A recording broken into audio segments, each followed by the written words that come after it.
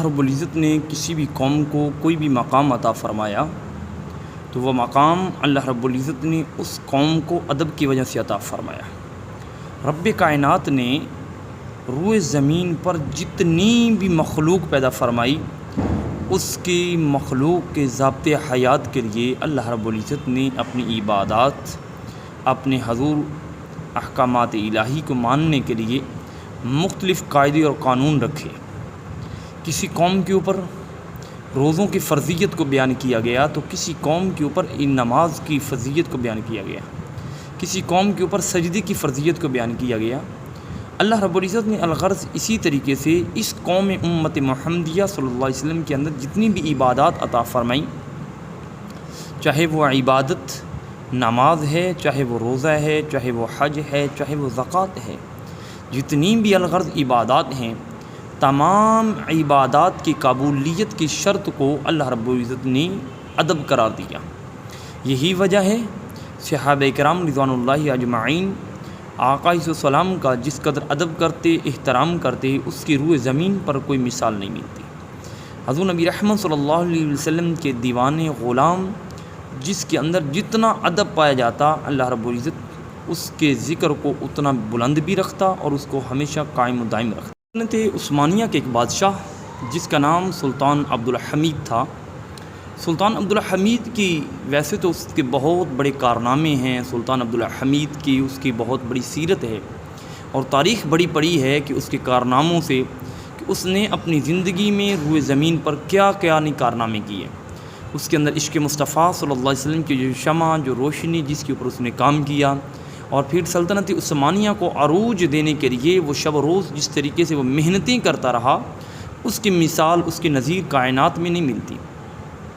الغرض اس کائنات میں بڑے بڑے شخص آئے، بڑے بڑے لوگ آئے کہ جو آ کر آقا علیہ السلام کے دین اسلام کی تبلیغ و ترویج کرتے رہے۔ اس میں ایک نام سلطان عبدالحمید کا بھی ہے۔ سلطان عبدالحمید وہ شخص تھا کہ جو ساری رات مصلی رسول پر کھڑے ہو کر اللہ کے حضور سجدہ کرتا، اللہ کے حضور نفل نماز پڑھتا، تہجد پڑھتا، قیام اللیل کرتا، دن کو روزے رکھتا اور تقوی اور پرہیزگاری کے اندر ہر وقت اللہ اور اس کے حضور خشیت الہی اس کے دل میں جنم لیتی رہتی۔ سلطان عبدالحمید وہ شخص ہے کہ ایک دفعہ اس کے بارے میں آتا ہے کہ یہ اپنی سلطنت ختم کرنے کے بعد جب یہ وہاں سے فارغ ہو جاتا تو فارغ ہونے کے بعد اپنے کمرے میں جاتا اور جا کر وہاں پر جھاڑو بنایا کرتا۔ وقت گزرتا گیا، اپنے معاملات ختم کرنے کے بعد وہاں پر جاتا، جھاڑو بناتا، پھر اگلے دن اپنی بادشاہت کو سنبھالنے کے لیے وہ دوبارہ تخت پر برجمان ہو جاتا ہے۔ وقت گزرتا گیا، ایک دن ایسا ہوا کہ اس کا غلام اچانک کمرے میں داخل ہوا اور دیکھا کہ وقت کا شیخ، وقت کا سلطان، اور جس کے نام سے کفر کے اندر لرزہ طاری ہو جاتا ہے، وہ سلطان، وہ وقت کا شیخ کیا کرتا ہے کہ وہ جھاڑو بنا رہا ہے۔ حیران ہوا، پریشان ہوا، عرض کی اگر میری جان معاف کریں تو میں کچھ پوچھنا چاہتا ہوں۔ سلطان نے فرمایا ہاں پوچھیے۔ اس نے عرض کی کہ یا سلطان، آپ سارا دن اتنی محنتیں کرتے ہیں اور اس کے بعد یہ جھاڑو کیوں بنا رہے ہیں؟ آپ ہمیں حکم دیں، ہم اس سے اچھا اور بہتر جھاڑو بنا کے لے آئیں۔ ہمارے سارے آپ کے غلام موجود ہیں، آپ کی رعایا موجود ہے، آپ کے ماننے والے موجود ہیں، آپ حکم کریں، ایک اشارہ کریں تو سب کچھ لا کر آپ کے قدموں میں رکھ دیں گے۔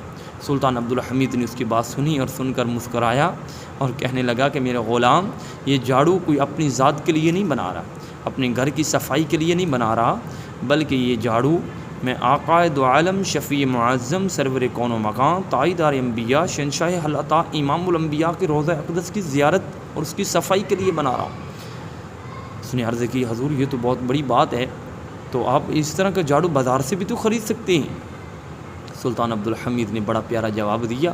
وہ کہنے لگا کہ بازار کے اندر جو جھاڑو بک رہا ہے اس کی کوئی گارنٹی نہیں کہ وہ حلال کا ہے یا حرام کا، اس کی یہ بھی کوئی گارنٹی نہیں کہ جو جھاڑو رستے میں بک رہا ہے اس کو بنانے والا مسلم ہے یا غیر مسلم۔